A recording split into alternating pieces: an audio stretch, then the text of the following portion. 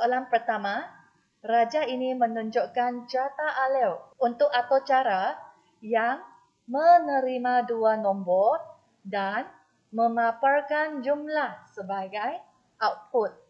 Dua nombor ialah input, jumlah adalah output.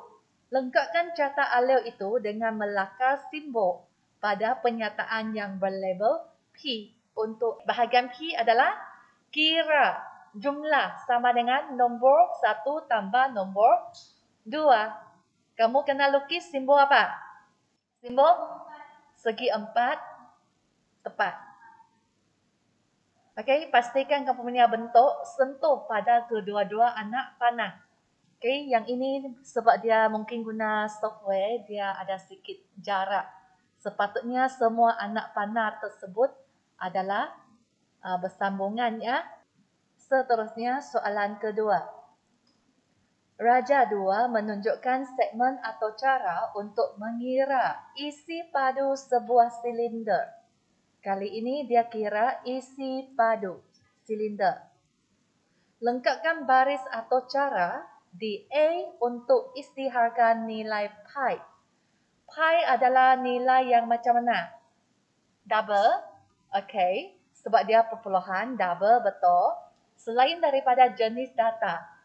Okey, pi adalah nilai yang macam mana? Nilai yang tetap, betul. Okey, nilai yang tetap tidak akan berubah dalam atau cara ini kan?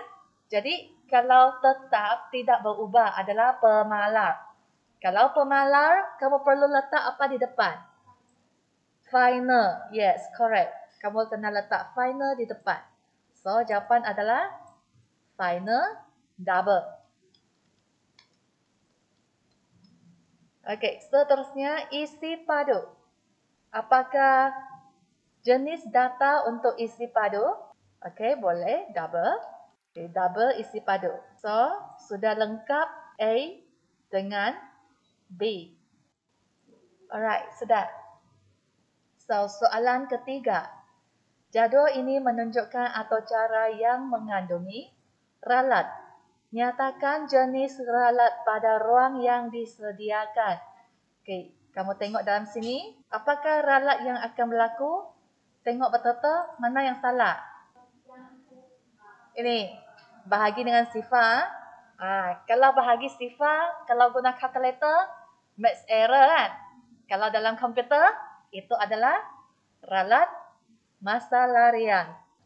Okey, yang kedua. Bagi tahu dulu mana yang salah ya. Jenis data. Okey, kalau tidak isytiharkan jenis data, salah lah. Ralat sinteks. Okey, sepatutnya lebar dia ada jenis data apa? Integer. So, lebar sama dengan 4. Ini yang sepatutnya lah. Alright. So, panjang lebar dengan luas ini adalah pemboleh ubah. Pemboleh ubah mesti standard dari mula sampai tamat. Jadi, apabila kamu tulis luas di sini, mesti sama dengan luas di atas. Panjang mesti sama dengan panjang ini, ejaan dan juga dia punya huruf besar atau huruf kecil. Yang di dalam double quote ini adalah apa yang nak dicetak keluar. Bahagian ini tidak memberi kesan. Kalau sini luas, ini adalah tambah. Dan bukan dalam double quote kan, di luar double quote, ini adalah pemboleh ubah. Kalau pemboleh ubah, ini mesti sama dengan apa yang diisytiharkan di atas. Tak boleh tidak sama ejaannya. Okey, so yang ketiga, program mengira hasil tolak dua nombor. Yang ini, apa yang silap? Mana yang salah? Okey, program ini dia nak apa? Hasil tolak kan? Kalau nak cari tolak, sini sepatutnya? Sepatutnya tolak.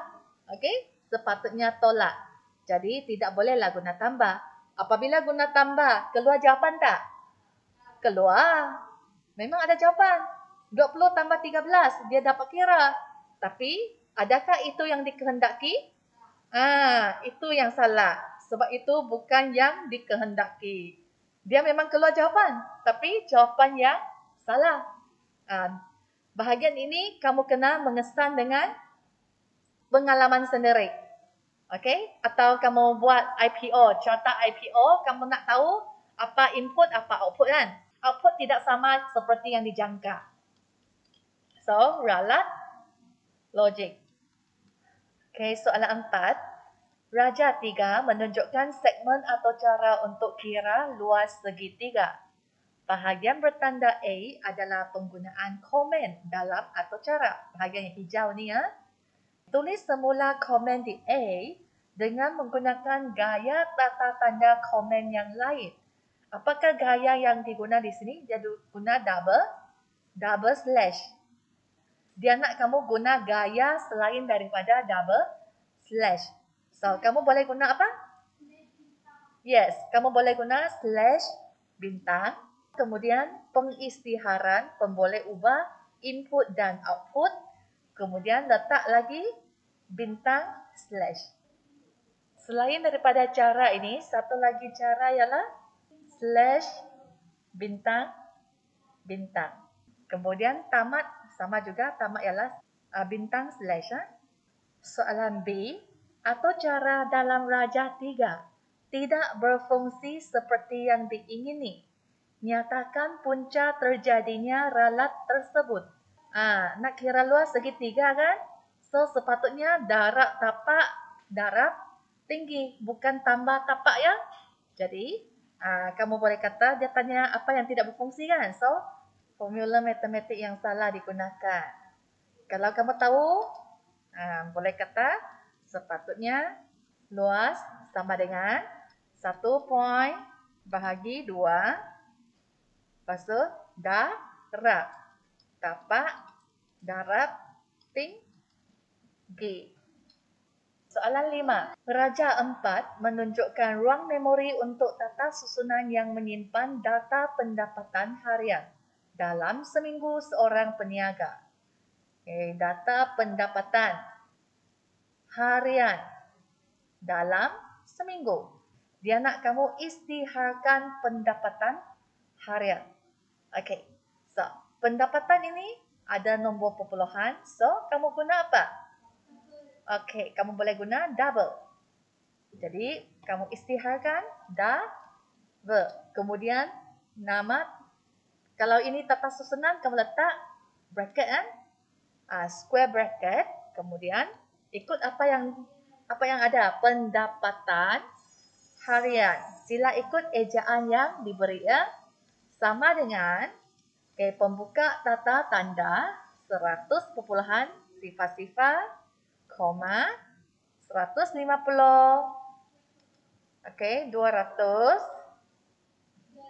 300. Senang saja kan? Salin semua. Lepas tu tutup kurungan. Itu sahaja kan? Soalan ke-6.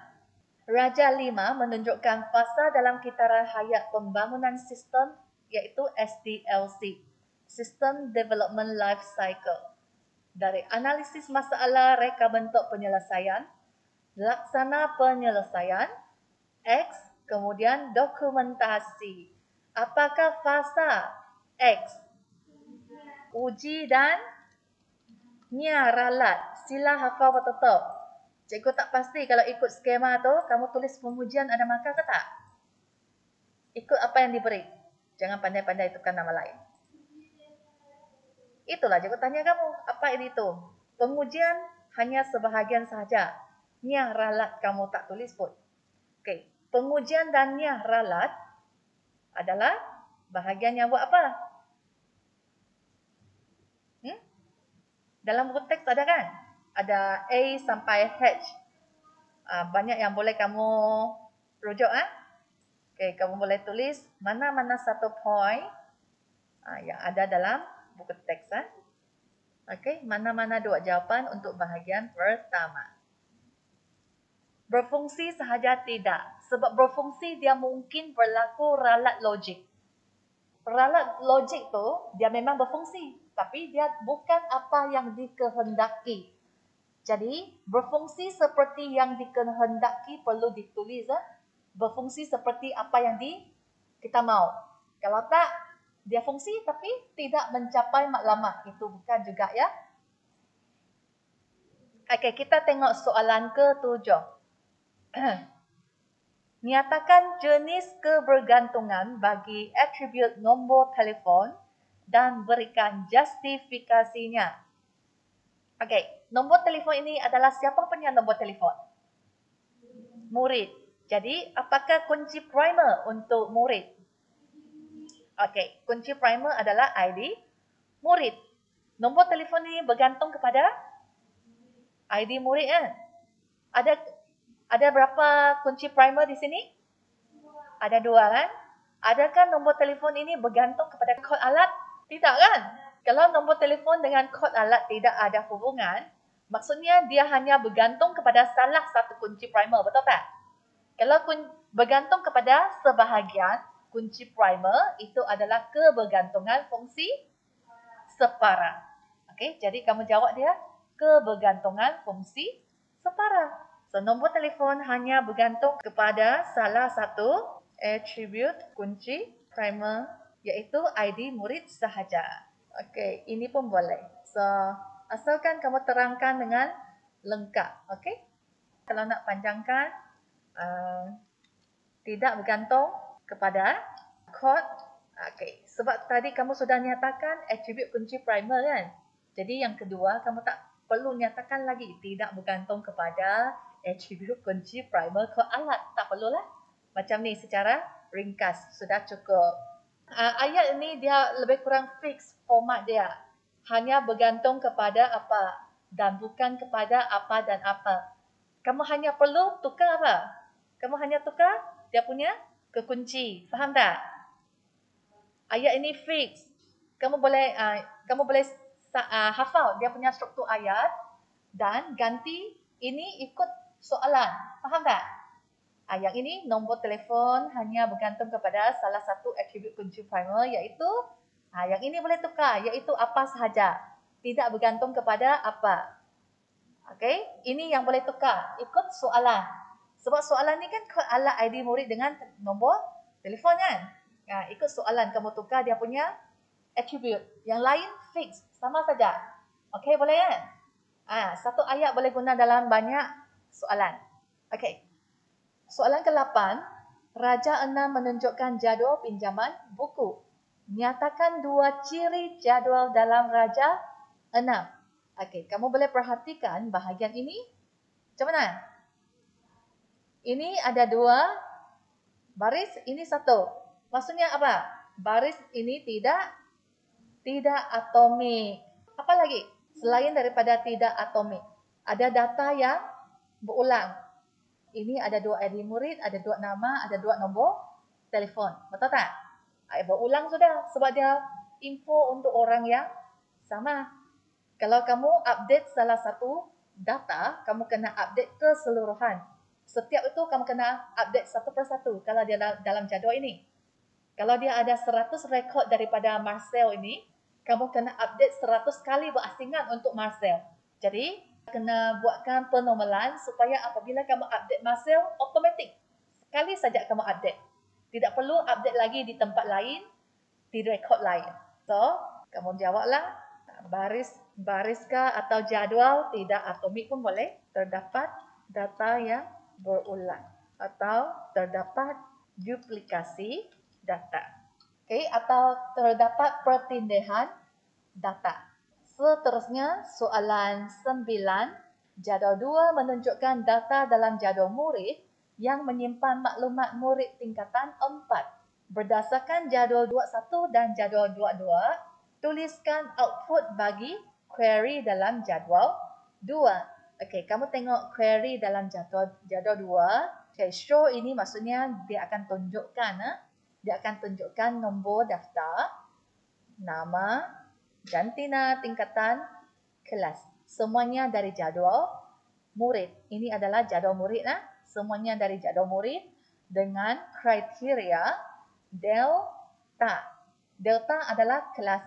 So, di sini dia rujuk kepada bahagian kelas, di mana kelas adalah delta. Maksudnya hanya kelas delta sahaja yang akan dipaparkan. Jadi, kamu tengok dalam jadual, apa yang delta? Kelas delta. Ada berapa? Ada dua, maksudnya dia hanya akan paparkan jadual dengan data ini yang ada delta. So, kamu akan buat bahagian ini saja. Kamu buat jadual, ada nombor daftar, ada nama, ada jantina, ada tingkatan. Ini dia punya tajuk kan. Nama medan kena ada. Lepas tu, rekod X002, rekod X004. Itu saja kamu salin balik. Mesti jawab dalam bentuk jadual. Dia nak output kan. Output dalam bentuk jadual. So, ini sahaja jawapan kamu. Soalan 10. Berikut adalah kriteria bagi satu prinsip asas reka bentuk interaktif. Semakin hari saya semakin cekap menggunakan aplikasi ini. Tetapan aplikasi ini membenarkan saya mengubahnya mengikut kehendak saya. Saya memahami semua fungsi butang dan menu yang ditunjukkan dalam aplikasi ini. Apakah jawapan? Semakin hari semakin cekap. Maksudnya semakin pandai kan? Macam mana jadi semakin pandai? Sebab dia belajar kan? So, boleh dipelajari. 11.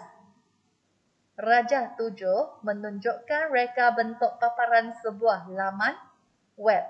Ini adalah paparan. Kamu tengok. Paparannya di atas sekali ada yang warna ungu ini. Lepas tu ada butang 1 sampai 8. Atas sekali ada 3 bulat-bulat tu. Okey. Dan di bawah ada butang next. Apakah yang kamu perhatikan di sini? Kedudukannya yang konsisten. Okey. Kedudukan yang sama ini dinamakan konsisten. Yang boleh klik lepas tu pergi ke page lain itu dipanggil butang navigasi ya. Sentiasa berada pada tempat yang sama. Okey, next one. Soalan 12. Ini menunjukkan dua jenis penyulitan data.